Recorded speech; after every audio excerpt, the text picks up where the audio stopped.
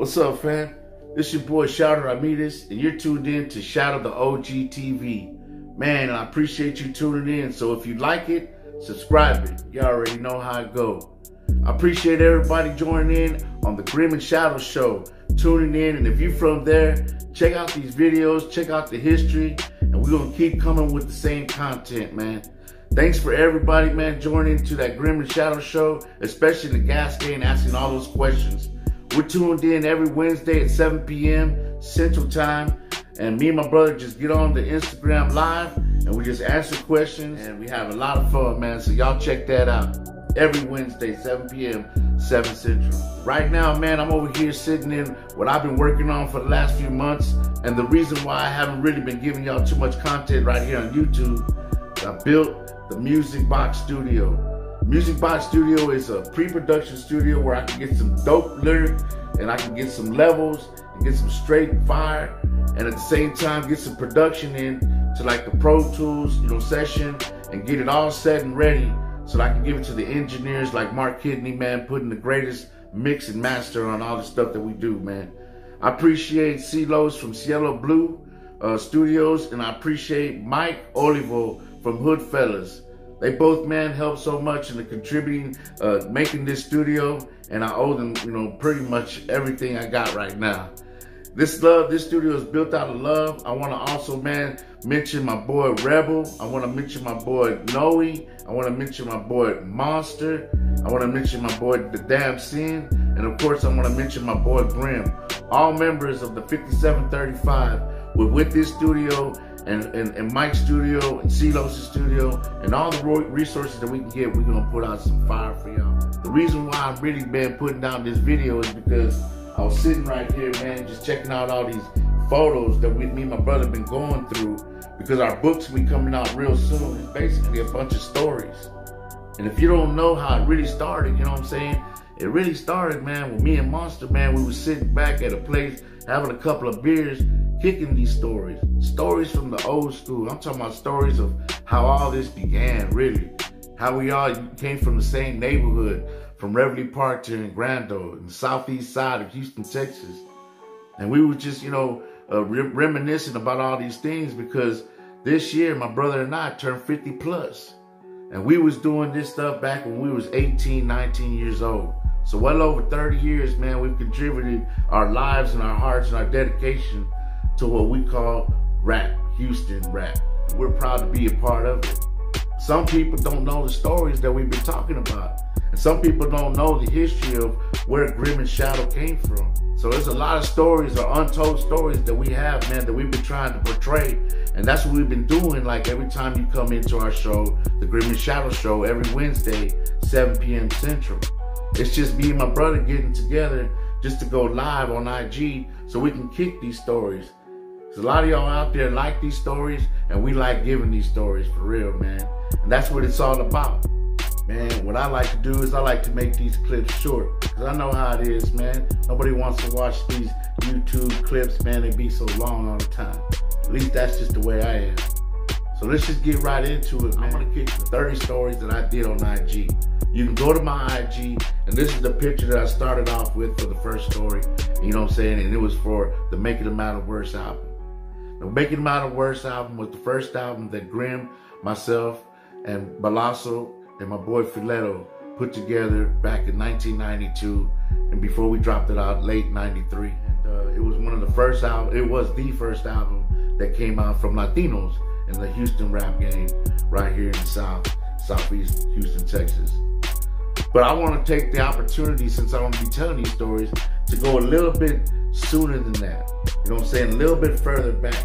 Because a lot of you guys have been asking, you know what I'm saying, how did Grim and Shadow and the rest of you guys get into hip hop? Being real honest, man, the way I got into hip hop was real simple. I was going to C.F. Hardman Middle School over there in the hood. And that school was predominantly black. Now, my brother being my twin, it was crazy because he had his homeboys and they was all into rock and roll. But when I got over there, man, getting into Hardman, I started listening to people like Zap, Do I Diddy, Gap Band, when You Dropped a Bomb on Me, and Burn Rubber. I started listening to the Commodores, the Ohio players. Started listening to a little bit different soul. Right then and then, man, that's when the hip hop craze started coming around. And I was lucky enough and fortunate enough to meet two cats named Felipe and Frankie Diaz. They had just moved from the Bronx to Houston, Texas. And they were going to see if Hartman along with me.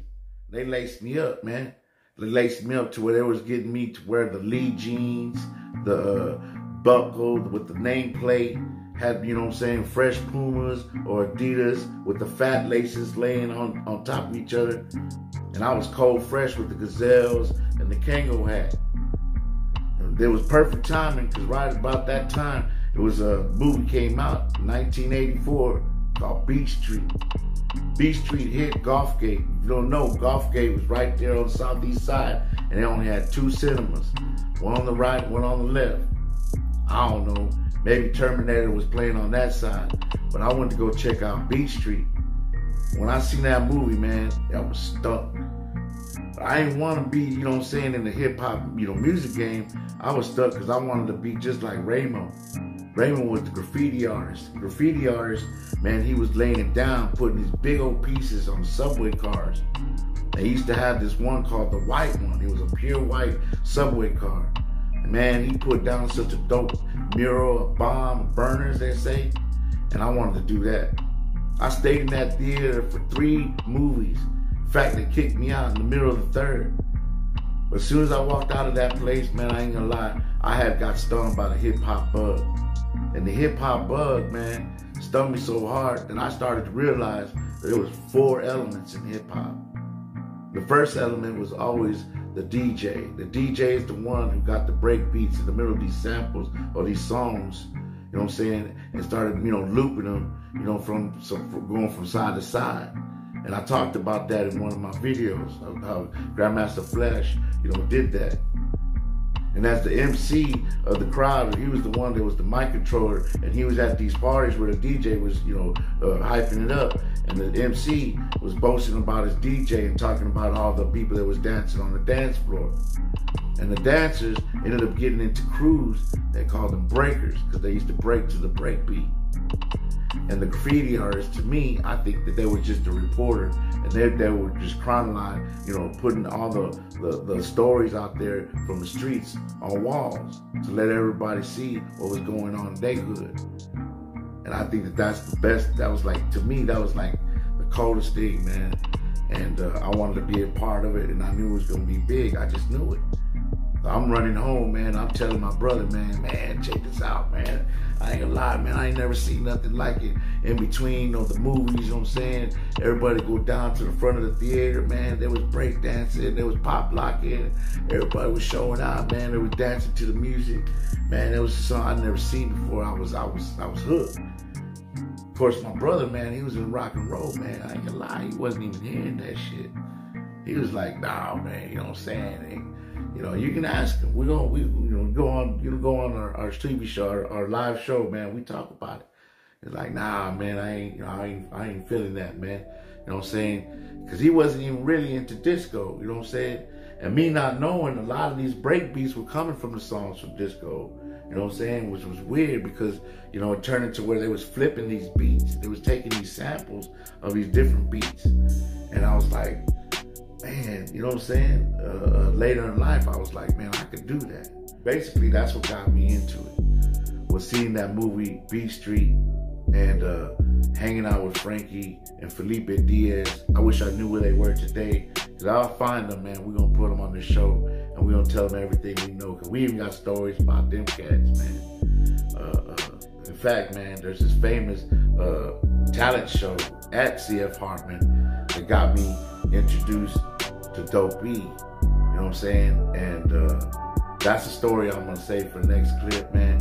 And that's how me and Dope B met, was because we was doing that hip hop stuff over there at CF Hartman. So, man, we're gonna close this out next time, man, because you know how I want to keep it short.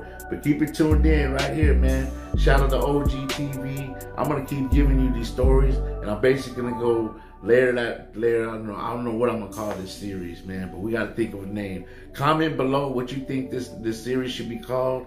I'm going to give y'all some dope stories about how it came about. I'm just going to go chronological order. You know what I mean? I'm going to go, you know, basically go by my catalog and by my resume, man. Y'all let me know how y'all like it, man. If you do like it, you already know what to do. Subscribe and hit that like button. And don't forget to hit that bell, man, so that you can get your notifications every time that we come in with this new video. I'm going to see y'all soon, man. And I'll see you on Wednesday, 7 p.m. Central, the Grim and Shadow Show on IG, man. Peace out. We'll see you soon, man. Love.